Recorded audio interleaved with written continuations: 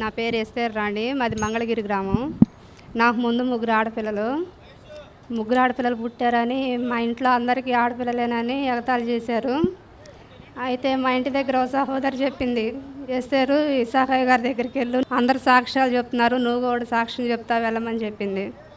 మరి నేను అక్క మాట దాటిపోకుండా పోయిన సంవత్సరం జూన్ నెలలో వచ్చాను. నేను ఇక్కడికి వచ్చినప్పుడు మరి నాకు వచ్చిన నెలలోనే నేను కన్సీవ్ అయ్యాను. కన్సీవ్ అయిన కాడ నుంచి నేను ప్రతి నెల ఆగకుండా వస్తూనే ఉన్నా. ఇక్కడికి వస్తున్నామని అన్ని చోట్లకి అయిపోయింది, మళ్ళీ అక్కడికి వెళ్తున్నారని హేళన చేశారు. మళ్ళీ అమ్మాయి పుట్టిద్ది నీకని. మరి ఎవరేమనుకున్నా కూడా దేవుడు నన్ను నిలబెడతాడని నేనైతే ఎంతో విశ్వాసం కలిగి ఉన్నాను. మరి అలాగే హాస్పిటల్లో కూడా అన్ని తికమాకులు పెట్టారు, స్కానింగ్లు సరిలేవని.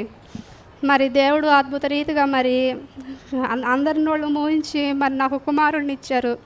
ఎవరైతే నన్ను హేళన చేశారో వాళ్ళే నా గురించి సాక్ష్యం చెప్తున్నారు. ఇప్పుడు ముగ్గురు ఆడపిల్లల తర్వాత బాబు పుట్టాడు తనకని. ఈ సాక్ష్యం దేవుడు దీవించును గాక. ఇసాకయ్య గారికి నా వందనాలు.